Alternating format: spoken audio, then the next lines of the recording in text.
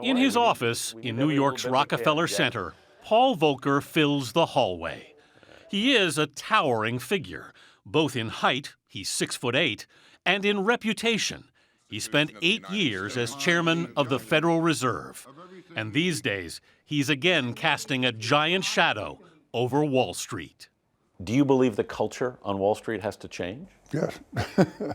In the aftermath of the financial crisis, Volcker has led an outspoken campaign to curb greed and speculation.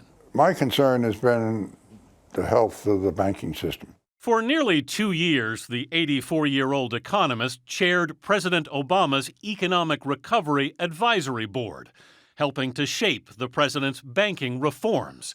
In January of 2010, Mr. Obama urged Congress to enact a simple and common sense reform, which we're calling the Volcker Rule, after this tall guy behind me.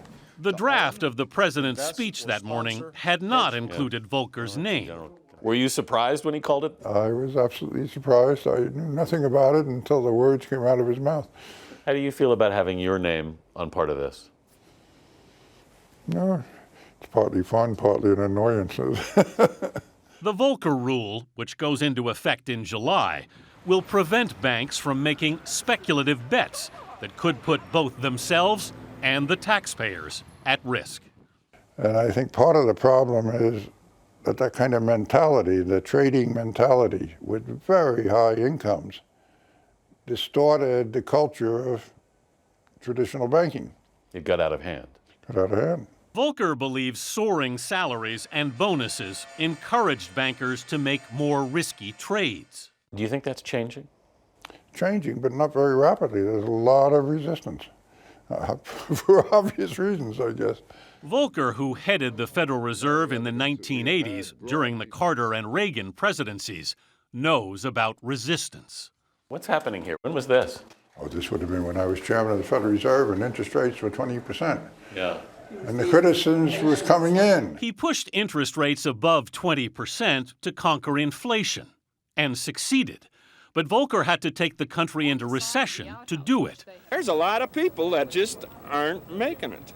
And the move provoked the most widespread protests in the Fed's history. Angry farmers blockaded the Fed with their tractors. Was that a tough time? Well, yeah. Yeah, I think it's fair to say that was a difficult time. 3 decades later, he's under attack again, this time from the banks. Some CEOs have been particularly critical of you. Well, I wasn't aware of that. That amazes me. Are you telling me that? No. Jamie Dimon, the head of J.P. Morgan Chase, said Paul Volcker, by his own admission, has said he doesn't understand capital markets. He has proven that to me. Well, unfortunately, I think that they proved some of that to me, too. I mean, their own misunderstanding. How did they get in so much trouble? But if Volcker has put himself in the line of fire, the president has been an even bigger target. President Obama's taken a lot of heat from Wall Street. He's often accused of being hostile to business, waging class warfare. Do you think that's true? No, I don't understand the depth of that feeling. I really don't.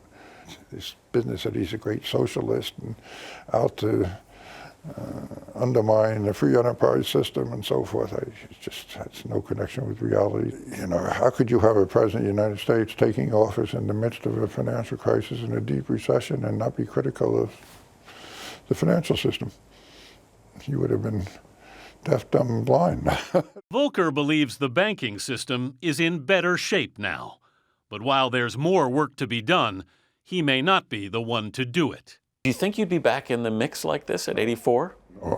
No, and somehow I'm not so happy about it. I think it's time to get out of here. The banks will be glad to see the back of him. On the day we visited, Paul Volcker, a Princeton graduate, was thinking about his 65th college reunion next year. You looking forward to that? Well, I'm just wondering, looking forward to living that long. I don't care about the reunion.